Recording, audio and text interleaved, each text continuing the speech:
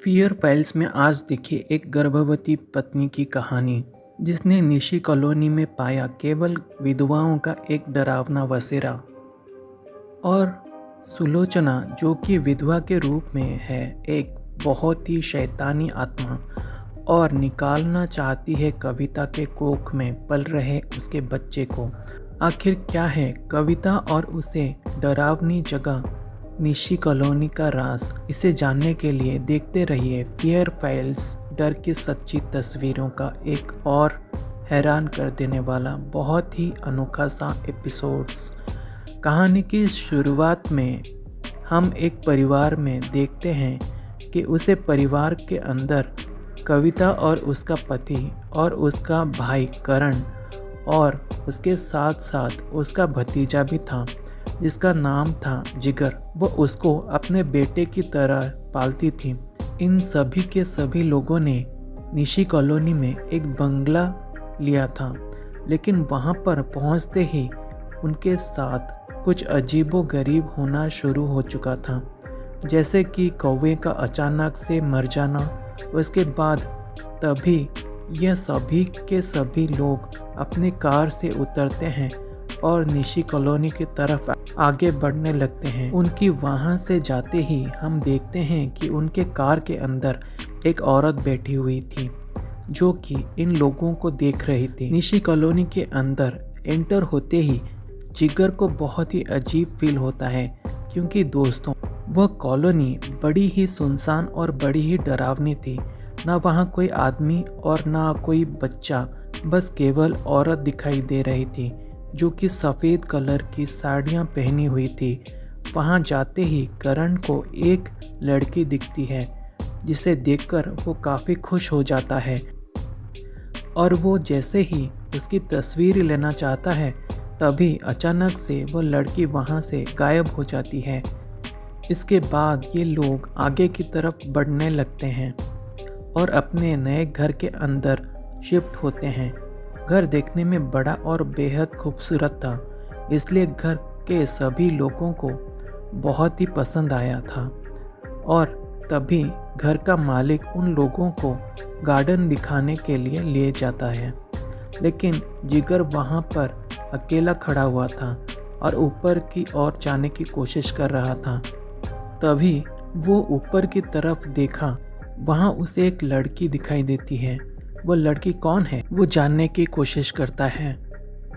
जानने के लिए जिगर ऊपर जाने लगता है, उसे लड़की का पीछा करते करते तभी वह उस कमरे में जाकर उसी लड़की को देखने लगता है, लेकिन वह लड़की उसे कहीं भी नहीं देखती। इसी बीच वो देखता है बाथरूम का दरवाज़ा खुला हुआ था। वो बाथरूम के अंदर चला जाता है, लेकिन इसी बीच दोस्तों कोई बाथरूम का दरवाज़ा बंद कर देता है और जिगर बाथरूम के अंदर ही लॉक हो जाता है। अब वो बाहर निकलने के लिए चिल्लाने लगता है। वो दरवाज़ा खोलने की पूरी कोशिश करता है, लेकिन तभी उसे एक आवाज़ आती है और उसे कहता है रुको। जिगर उसी जगह पर रुक जाता है और अपने आसपास देखने लगता है कि आखिर वहाँ पर कौन है, लेकिन तभी थोड़ी देर के बाद हमको पता चलता है वहाँ पर कोई और नहीं बल्कि करण था जो कि उसके साथ शरारत कर रहा था।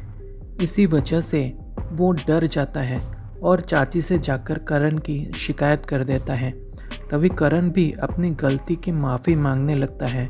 इसके बाद यहाँ से सीन कट होता है और हमको 15 दिन के बाद का सीन दिखाया जाता है, जहाँ वो अपने पति अजय से बात कर रही थी।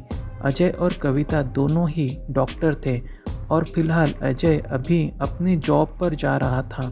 उसके बाद तभी वो अपने काम के लिए निकल जाता है और तभी कविता गेट पर खड़े खड़े बाहर की तरफ देखती है तो उसे एक औरत दिखाई देती है जो कि उसी की तरफ देख रही थी। कविता उस औरत से बात करने की कोशिश करती है, लेकिन वह औरत उसकी बातों का कुछ भी जवाब नहीं देती। कविता भी ज़्यादा नहीं सोचती और तभी वो अपने घर के अंदर वापस आ जाती है और दरवाज़ा को बंद कर देती है। उसके बाद तभी वो अपने किचन में जाती है, जहाँ पर जाकर वो काफ़ी ज़्यादा शॉक हो जाती है।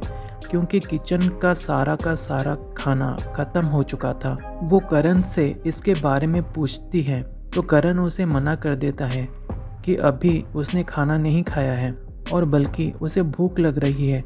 ये सब देखकर कविता थोड़ा सा शॉक हो जाती है। इसी के साथ साथ अब वो कुछ बनाना चाहती है, लेकिन तभी अचानक वहाँ की लाइट चली जाती है और तभी वो मीटर चेक करने के लिए जाती है और वो आसानी से लाइट को ठीक भी कर देती है। और वो लाइट ठीक करके जैसे ही लौटती है तभी वो देखती लाइट फिर से फ्लिकर होने लगती है, मतलब बंद चालू ऐसे होने लगती है। और इसी बीच हम उसके आसपास बहुत ही बदसूरत सी शक्ल वाली औरत को देख पा रहे थे। कविता उससे औरत को नहीं देख पाती और थोड़ी देर बाद वो औरत वहाँ से गायब हो जाती है। इसके बाद यहाँ से सीन कट होता है और हम देखते हैं कि करण को, जो कि अपनी गर्लफ्रेंड प्रिया से वीडियो कॉल पर बात कर रहा था, वो वीडियो कॉल पर उसने अपना कमरा दिखा रहा था, लेकिन तभी वीडियो कॉल पर प्रिया को वहाँ से करण के कमरे में एक औरत दिखाई देती है। प्रिया करण से कहती है कि तुम्हारे कमरे में ये कौन है, लेकिन करण इन सब बातों को नज़रअंदाज कर देता है और उससे कहता है इस कमरे के अंदर कोई भी नहीं है। इसके बाद हम देखते हैं जिगर को, जो कि अपने स्कूल से आया था, वो हाथ धोने के लिए बाथरूम के अंदर जाता है, लेकिन इस बार वो काफ़ी डर के हाथ धो रहा था। उसे डर था कि कहीं बाथरूम का दरवाज़ा फिर से बंद न हो जाए। तभी वो हाथ धोकर वहाँ से जा ही रहा होता है कि तभी इतने में बाथरूम का दरवाज़ा बंद हो जाता है और लगातार 2 बार ऐसा होता है, जिसे देखकर जिगर काफ़ी डर जाता है। लेकिन करण उस समझाता है कि ऐसा कुछ भी नहीं है, हम तो मर्द हैं, हमें डर नहीं लगता।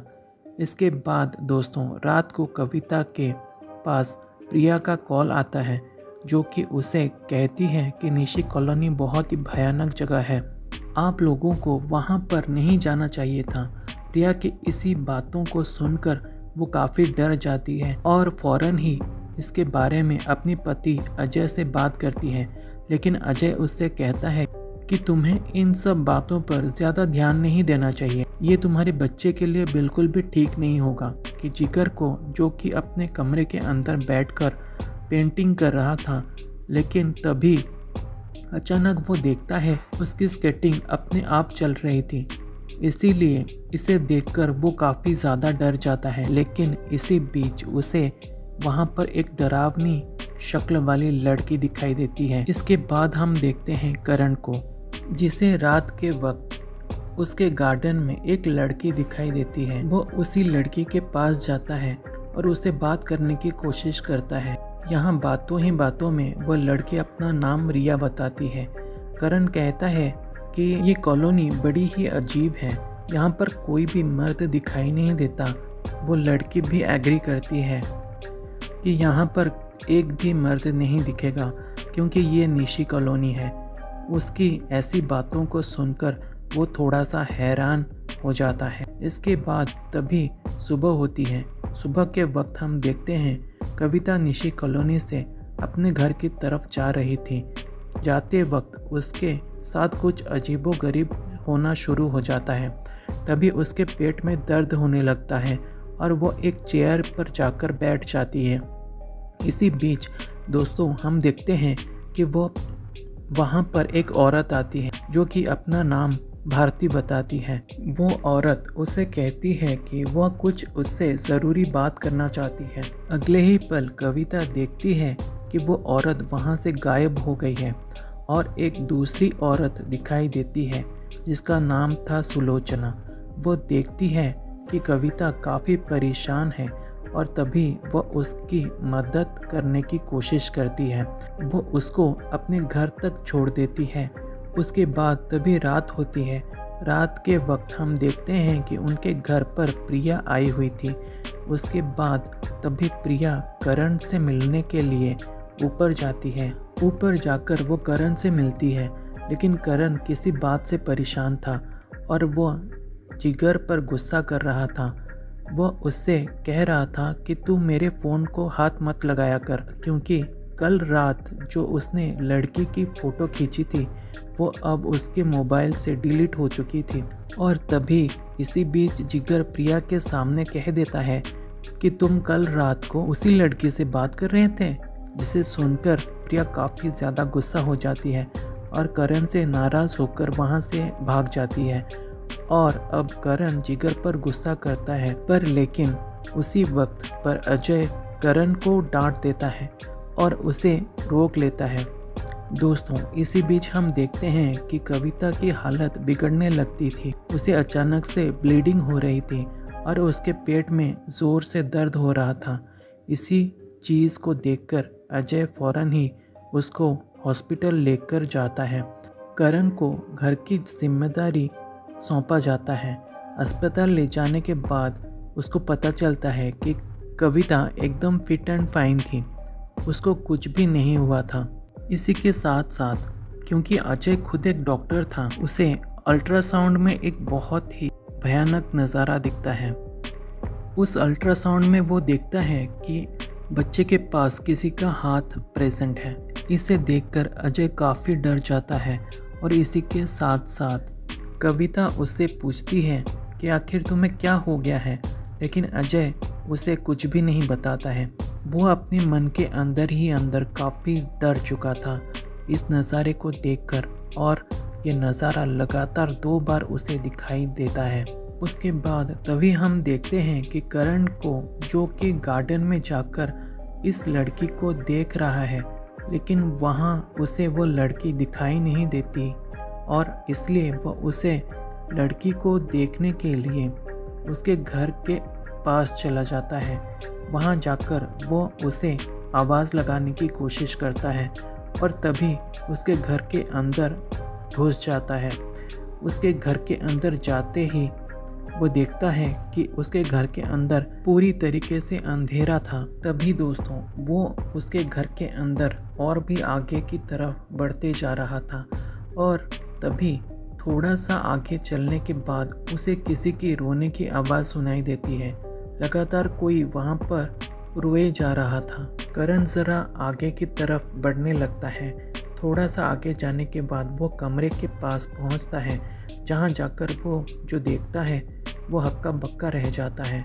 वो देखता है कि कुछ औरतें किसी की मौत का मातम मना रही थी और वो औरतों में कोई और नहीं, वही निशी कॉलोनी में रहने वाली औरतें, वही सफ़ेद साड़ी वाली औरतें, जिसके अंदर भारती के साथ साथ सुलोचना भी थी। और जो लाश उनके आगे रखी हुई थी वो किसी और की नहीं बल्कि रिया की थी, जिसके लिए करण यहाँ तक पहुँच गया था। दोस्तों, आप विश्वास नहीं मानेंगे, करण ये सब देखकर बहुत ही ज़्यादा डर जाता है। उसकी नज़र पहले ज़मीन की तरफ जाती है। तभी सुलोचना उससे कहती है, ये तो चली गई, अब तुम्हारी बारी है ऊपर जाने की। वो करण को बड़ी ही बेरहमी से मारती है। ये उसके बाद तभी सुबह होती है और सुबह के वक्त अजय और कविता हॉस्पिटल से वापस अपने घर आते हैं। घर जाकर उनको जिगर के थ्रू से पता चलता है कि करण मामा रात से घर नहीं आए हैं। इसे देखकर वो लोग काफ़ी डर जाते हैं और कविता फौरन ही प्रिया को कॉल करती है और वो करण के बारे में उससे पूछती है, लेकिन प्रिया बताती है कि करण उसके साथ नहीं है, लेकिन वो उससे कहती है कि वो करण के दोस्तों से पूछकर उसे बता देगी। उसके बाद तभी हम कविता को देखते हैं, जो कि अपने घर के अंदर बैठी हुई थी। बैठे बैठे कविता की आँख लग जाती है और उसकी आँख जैसे खुलती है तो उसके सामने वही औरत यानी कि सुलोचना खड़ी हुई थी और सुलोचना के साथ कुछ औरतें और भी थी। इसी के साथ साथ वो उसके लिए एक काढ़ा बनाकर लेकर आती है और कविता बिना कुछ सोचे समझे उसी काढ़े को पी लेती है। उस काढ़े को पीने के बाद वो उसी जगह पर बेहोश हो जाती है।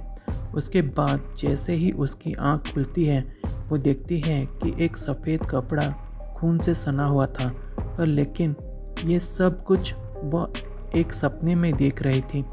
इसके साथ उसका नींद खुल जाती है। उसके बाद तभी अजय को एक डॉक्टर बताती है कि ब्लड रिपोर्ट में कविता की प्रेगनेंसी 1 मंथ की जगह 3 मंथ की है, जिसे देखकर वो थोड़ा सा शॉक हो जाता है। अजय उससे कहता है कि हम सेफ्टी के लिए 15 दिन के बाद दोबारा जांच कर लेंगे। उसके बाद तभी हम कविता को देखते हैं, जिसके बर्ताव पहले से काफ़ी बदल चुका था। वो बहुत ही अजीब तरीके से खाना खा रही थी। दूसरी तरफ हम देखते हैं उनके घर पर अजय के माता पिता आए हुए थे, जो कि बस केवल अजय से और कविता से एक लड़का चाहते थे। उनको लड़कियों से सख्त नफरत थी। आगे क्या होने वाला था ये तो आपको वीडियो देखने के बाद ही पता चलेगा। इसके बाद हम भारती को देखते हैं, जो कि कविता की मदद करने की कोशिश कर रही थी। इसी बीच सुलोचना वहां पर आ जाती है और भारती को रोकते हुए उसे कहती है कि इसकी मदद करने की कोशिश मत करना, इसका परिवार की मौत मेरे हाथ ही होगी। मैं एक भी आदमी को जिंदा नहीं छोड़ूंगी, सबके सब मरेंगे। और दोस्तों, इसी के साथ हम देखते हैं कि सुलोचना का चेहरा एक बहुत ही भयानक रूप में बदलना शुरू हो चुका था और वो अकेली नहीं थी। उसके साथ साथ हम काफ़ी सारे उन आत्माओं को देख पा रहे थे, जो कि देखने में बहुत ही खौफनाक और बहुत ही डरावनी दिख रही थी। सभी लोग ये कहते हैं कि हम अपना बदला लेकर रहेंगे। इसके बाद हम रात के वक्त कविता को देखते हैं, जिसे बहुत ही अजीबोगरीब फील हो रहा था। उसे महसूस हो रहा था कि कुछ ना कुछ बुरा होने वाला है। आगे क्या होगा? क्या कविता इन चुड़ैलों से अपने आप को बचा पाएगी या वो अपने परिवार को बचा पाएगी? क्या ये सारी शैतानी आत्माएं उसके बच्चे और उसको जान से मार देंगे? ये जानने के लिए देखते रहिए फियर फाइल्स नेसी कॉलोनी का पार्ट 2। आप अगर इस वीडियो का पार्ट 2 देखना चाहते हैं तो मुझे नीचे कमेंट करके ज़रूर बताइएगा, फ़ौरन ही पार्ट 2 लेकर आऊँगा। अगर आपको ये वीडियो अच्छी लगी तो लाइक करके चैनल को सब्सक्राइब ज़रूर कर लेना।